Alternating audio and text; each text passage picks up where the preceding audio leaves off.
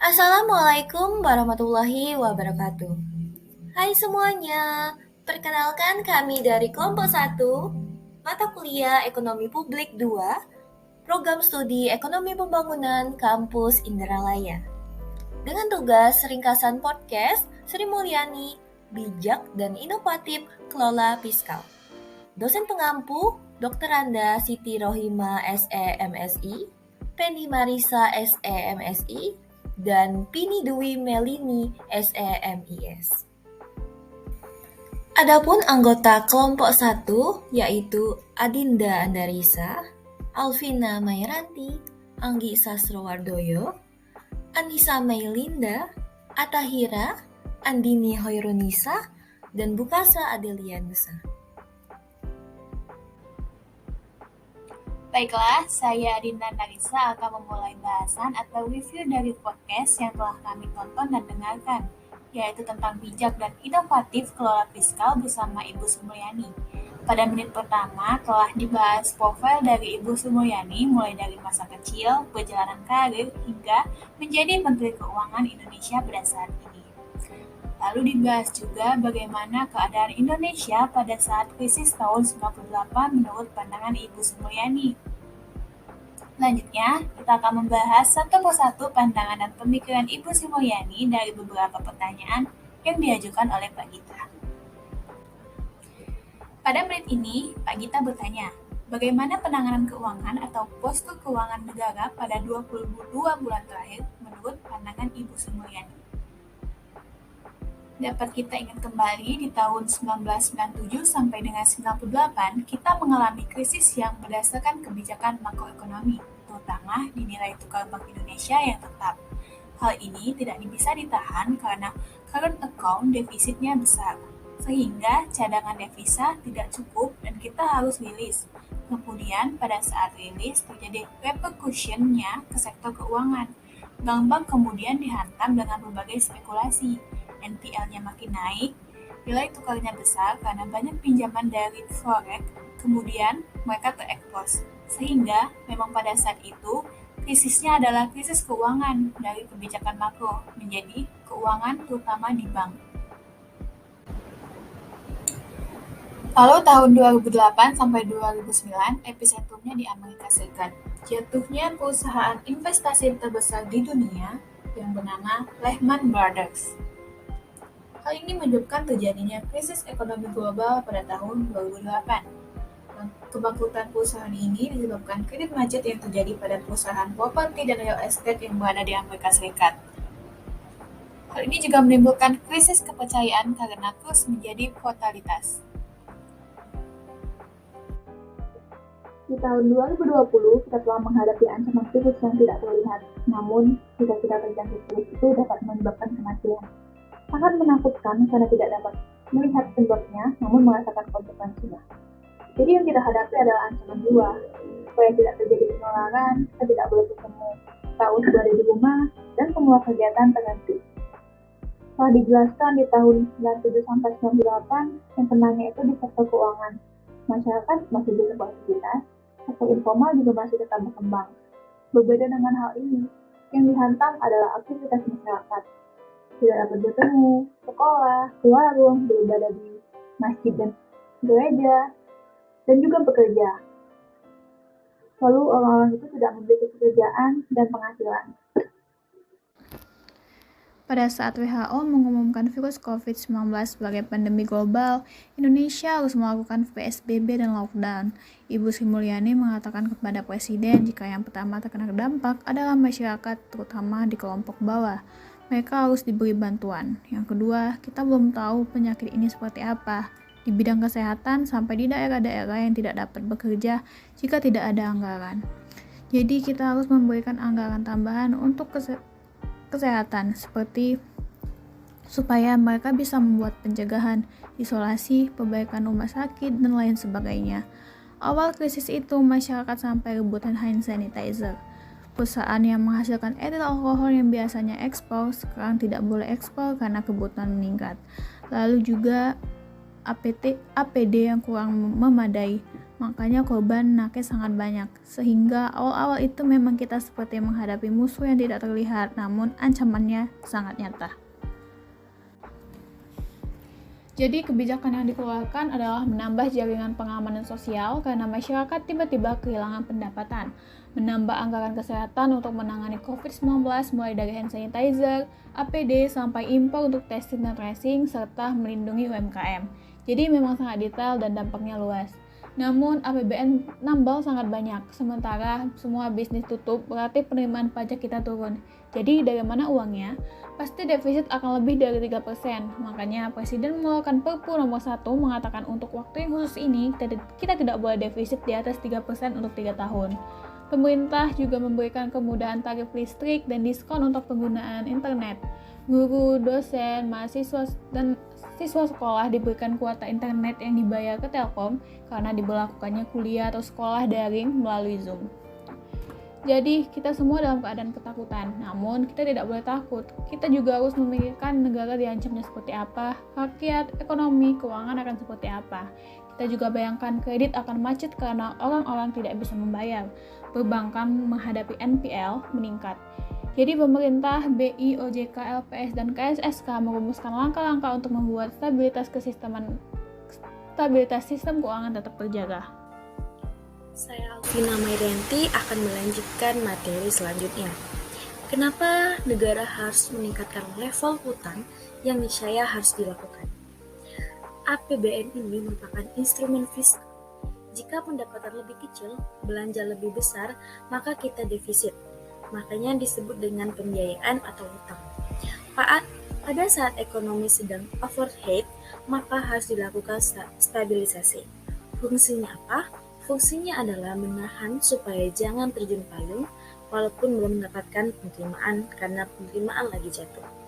Jadi memang harus memberikan bantuan kesehatan, bantuan sosial, bantuan UMKM meskipun saat tidak dapat penerimaan. Lalu muncul pertanyaan, apakah meningkatkan utang dilakukan saat ini? Jadi memang APBN ini sebagai instrumen pada saat itu, menyelamatkan negara dan juga menyelamatkan ekonomi. Tahun 2021 kita turunkan. Defisit tahun 2020 adalah 6,1%, kita turunkan ke 5,7%. Dan sekarang dengan harga minyak yang bagus, batu bara yang bagus, CPO yang bagus, pemulihan ekonomi yang terjadi, kita dapat menerima cukup bagus. Belanjanya tetap diselipinkan. Dari sisi PPh, PPN, ketentuan umum, bea dan cukai, semua di fair form. Tujuannya apa? Tujuannya adalah supaya nanti waktu pemulih kita bisa mengumpulkan penerimaan. Lalu untuk apa penerimaan ini?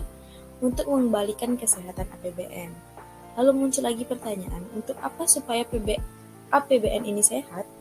Nanti kalau Indonesia menghadapi situasi yang tidak bagus, kita sudah siap punya instrumen yang relatif siap.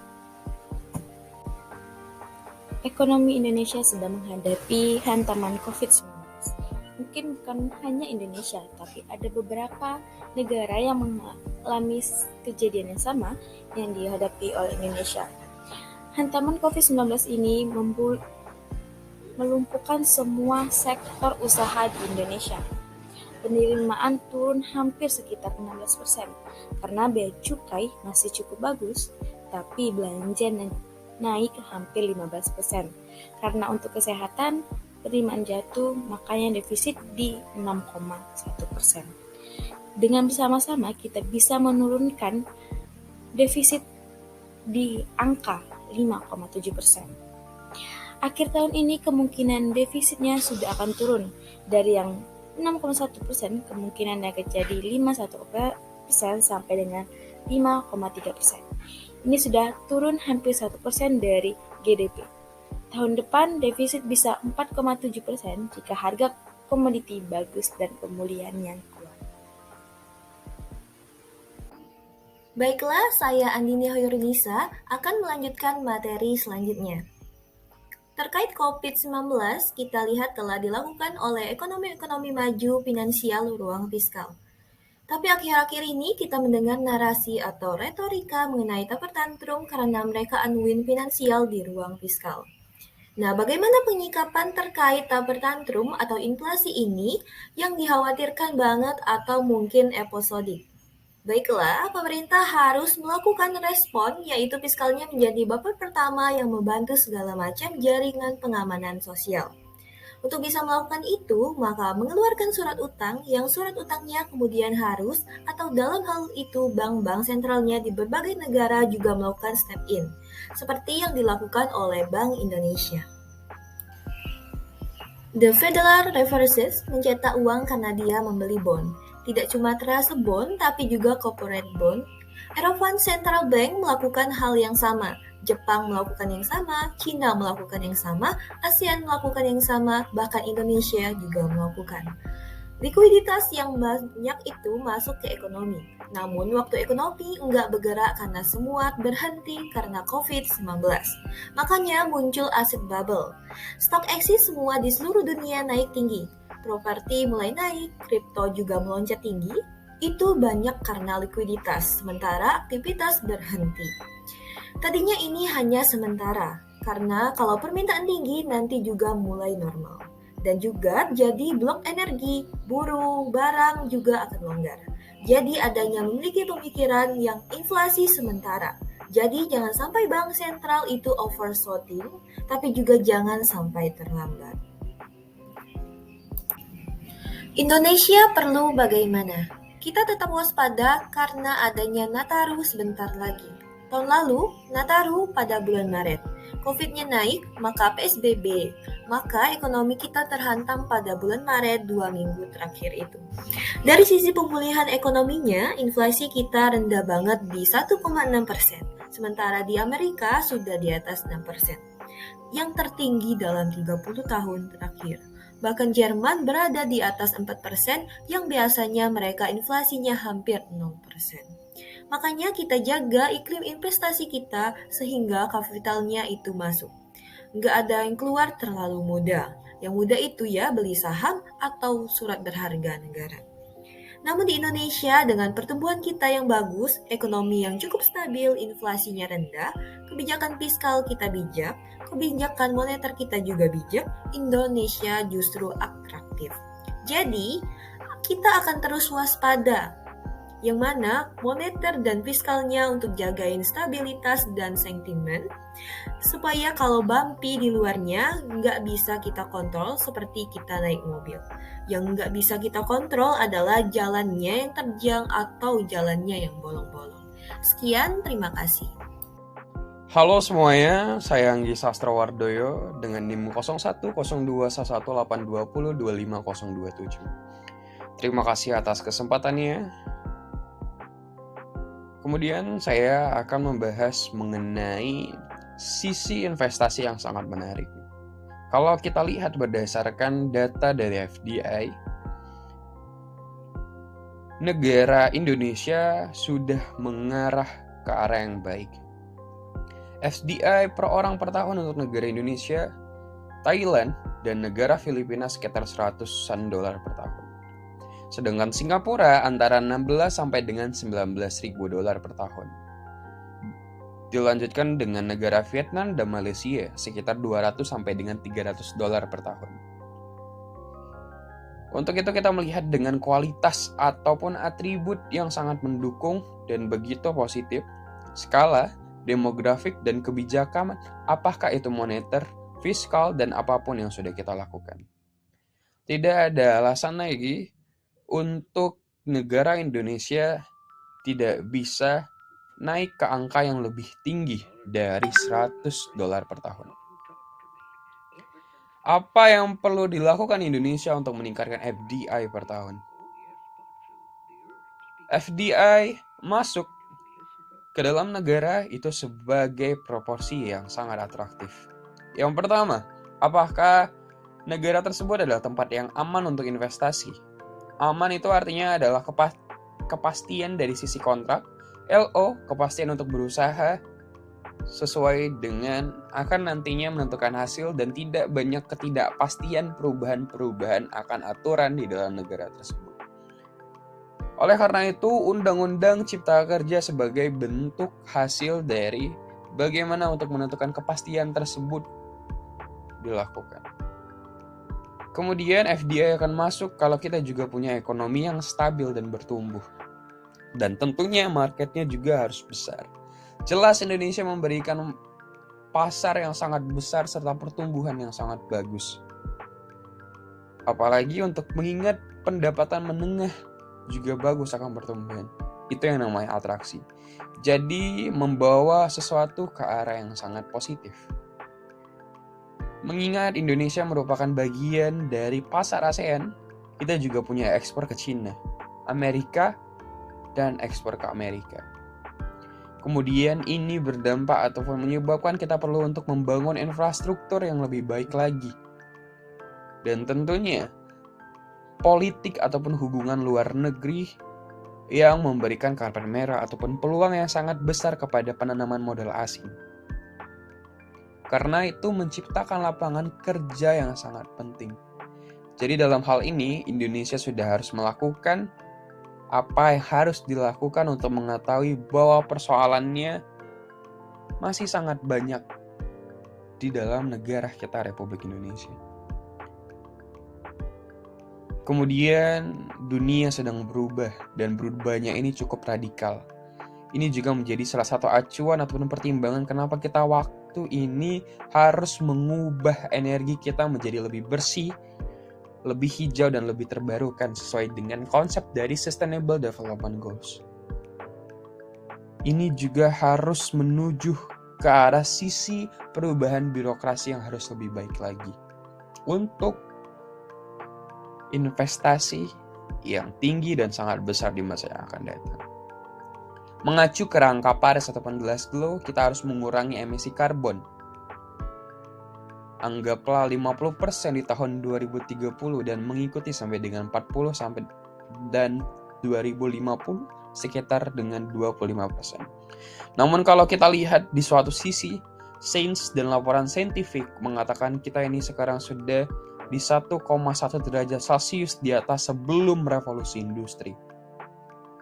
Masalah iklim cuaca dunia sangat mengkhawatirkan dan harus perlu dipikirkan dan digerakkan sekarang. Konsekuensinya sudah sangat banyak kalau kita business as well mencapai dengan 3,4 derajat Celcius, negara Indonesia sudah pasti rusak. Perubahan bisa terjadi, perubahan iklim bisa dihindari. Ini yang sedang kita lakukan, kebijakannya bisa melalui pajak, subsidi, insentif yang kita bisa berikan. Dan jadi kita akan mengatakan, ada uang, ada teknologi, dan ada kebijakan. Ini dapat dikombinasikan. Ini dapat saling memahami dan tentunya membuat tidak hanya FDI yang bertahun, tetapi negara Indonesia untuk menuju ke hal yang lebih positif dan lebih baik lagi. Terima kasih. Saya Anissa Melinda, saya akan melanjutkan pertanyaan berikutnya. Jadi Pak Gita ini memberitahukan bahwa emisi karbon itu meningkat 15 tahun terakhir dan berkontribusi dari berbagai negara berkembang itu tidak kecil. Nah, terkait negara berkembang ini kan terus tumbuh, tetapi tidak gampang yang kita pikirkan dan harus ada strategi terbarukan. Yang jelas kita tetap berhak untuk membangun ekonomi dan masyarakat, namun tidak sampai mengotori dunia seperti negara maju. Jadi, apakah ada solusi dari terkait hal ini? Nah, menurut Ibu Sri Mulyani mengatakan bahwa solusinya itu lagi-lagi tentang teknologi. Di Indonesia itu ada dua sektor yang luar biasa penting pada kehutanan dan penggunaan lahan. Istilahnya itu ada forestry and land use dan energi serta transportasi untuk bisa menurunkan CO2. Nah, kalau untuk kehutanan, itu Bapak Presiden itu berkali-kali menanam bakau karena itu lebih murah dan setiap lembar daunnya itu bisa menyerap CO2-nya itu lebih efektif dan sangat luar biasa. Deforestasi harus dibatasi, reforestasi itu harus digalakkan, sehingga jaring-jaringnya itu dapat dipergunakan untuk lahan menjadi positif untuk mengurangi CO2. Kalau transportasi, ya kita harus bangun moda raya terpadu, sehingga orang itu lebih suka naik sepeda, naik kereta, sehingga nggak semua orang naik mobil sendiri-sendiri yang kemudian CO2-nya itu makin banyak. Kemudian energi yang terbarukan. Sekarang orang mengatakan kalau yang dapat diandalkan itu seperti batu bara, gas, atau minyak. Indonesia bisa dibilang batu bara itu tiba-tiba tutup, terus nggak ada gantinya. Karena 62% dari energi kita itu adalah batu bara. Kalau kita ingin energi batu bara ini nanti lama-lama dikurangi sampai 2050, penggantinya itu harus ada. Kita sekarang dengan pertumbuhan ekonomi tinggi, permintaan energi itu juga makin tinggi. Jadi kita tidak hanya menggantikan saja, kita juga harus menambah kapasitas. Jadi butuh uang untuk membangun yang terbarukan ini. Halo, perkenalkan nama saya Tahira dengan NIM 01021282025040. Di sini saya akan membahas bagaimana pandangan mengenai teknologi yang dimana anak-anak muda sekarang semakin merangkul hal-hal yang sifatnya pesat pertumbuhannya. Teknologi blockchain bersifat set ledger dan closed ledger sehingga disebut P9. Ada beberapa aspek mengenai ini, yaitu aspek pertama. Di dunia ini banyak sekali likuiditas dari uang fiat, yaitu uang yang otoritasnya dikelola oleh bank sentral. Akibat dari COVID, maka uang dicetak lebih banyak supaya ekonominya kembali bangkit.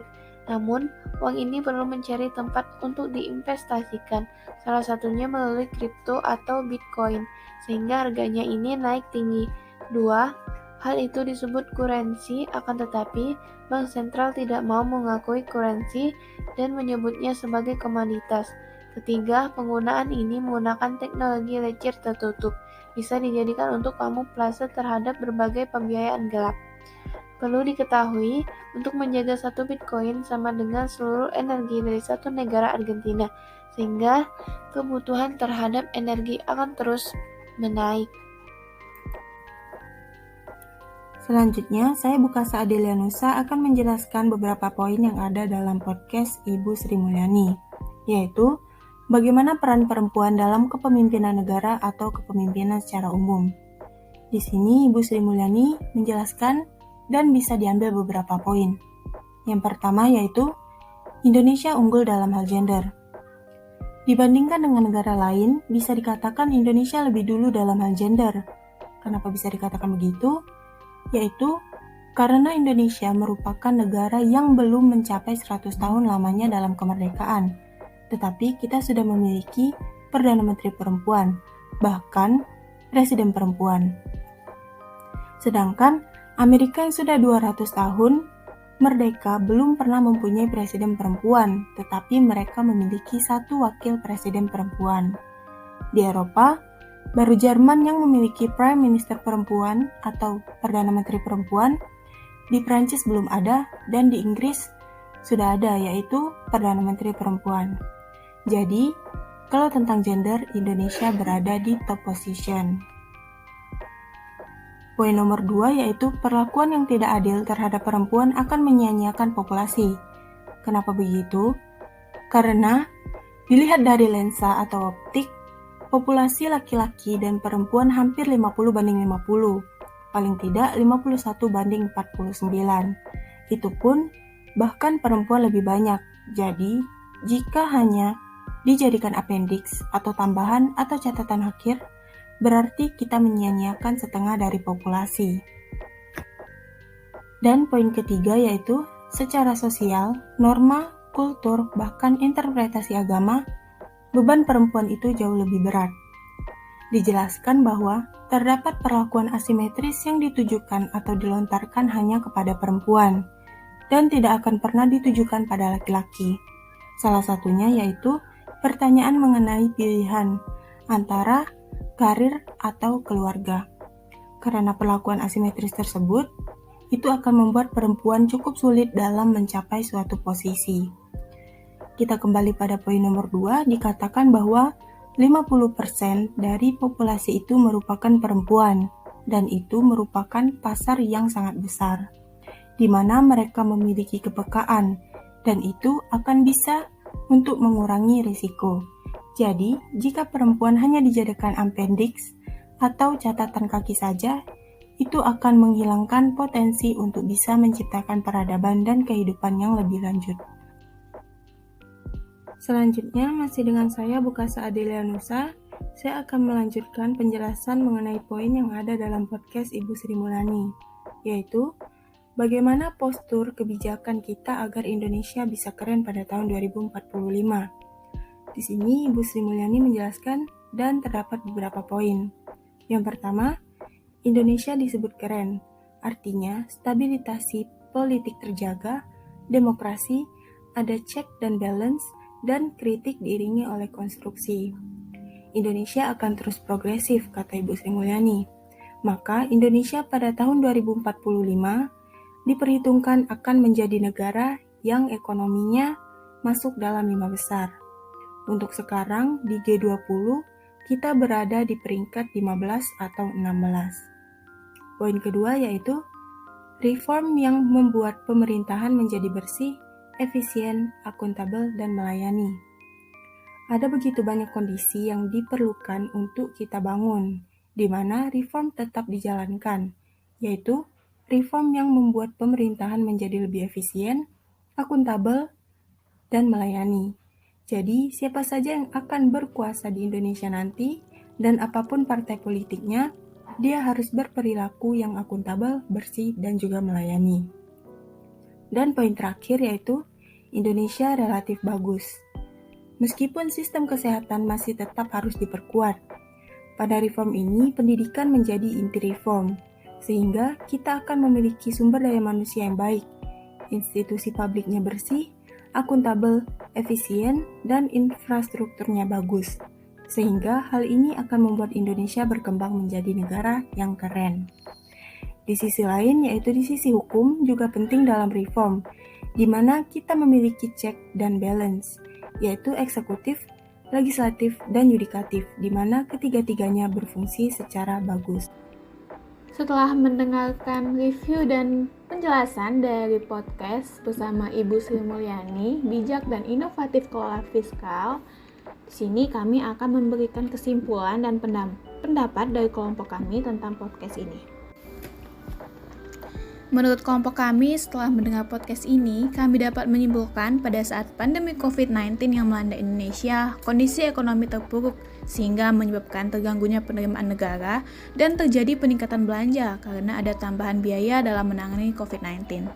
Hal ini membuat pemerintah menerbitkan Perpu Nomor 1 Tahun 2020 tentang kebijakan keuangan negara dan stabilitas sistem keuangan untuk penanganan pandemi corona di 2019 atau COVID-19 menjadi undang-undang.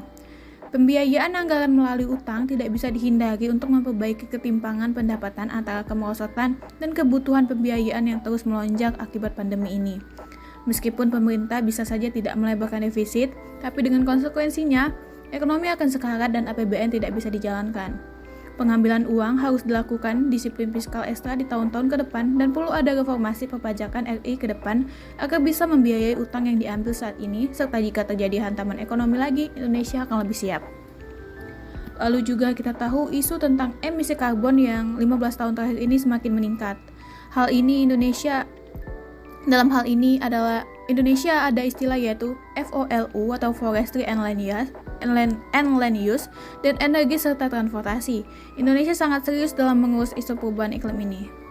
Sektor FOLU ditargetkan sudah dapat menyerap GRK bersamaan dengan kegiatan penurunan emisi GRA dan aktivitas transisi energi atau dekarbonisasi serta kegiatan eksplorasi sektor lainnya, tidak terkecuali sektor pertanian. Dalam kehutanan, melakukan penanaman bakau, untuk transportasi perlu membangun moda raya terpadu sehingga orang lebih suka naik sepeda atau naik kereta daripada mobil sendiri. Kemudian untuk energi terbarukan di Indonesia yang dapat diandalkan adalah fossil fuel seperti batu bara, gas, atau minyak. Namun Indonesia tidak bisa langsung mengubah energi yang tidak terbarukan ke energi terbarukan. Perlu pengganti, teknologi, uang, dan lokasi dalam melakukannya. Selanjutnya mengenai blockchain yang memiliki pertumbuhan besar karena saat pandemi COVID-19, blockchain tersebut dicetak lebih banyak supaya ekonominya kembali bangkit.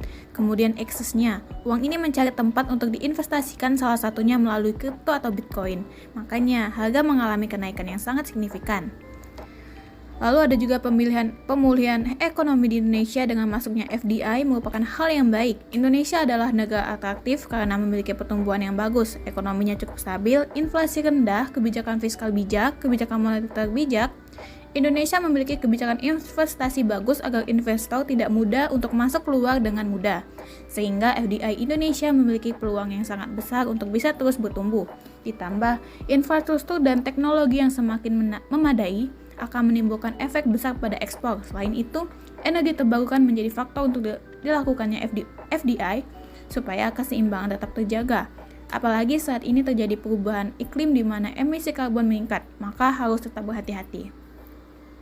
Jadi disimpulkan bahwa dari pembicaraan ini, segala aspek saling berkesinambungan antara krisis ekonomi dan stabilitas ekonomi di Indonesia. Semoga dengan adanya video ini dapat bermanfaat bagi kita semua. Cukup sampai di sini presentasi ini. Bila ada kesalahan mohon dimaafkan, bila ada perasaan mohon diungkapkan. Cuci tangan sampai bersih, cukup sekian dan terima kasih. Kami kelompok 1 pamit undur diri. Wassalamualaikum warahmatullahi wabarakatuh.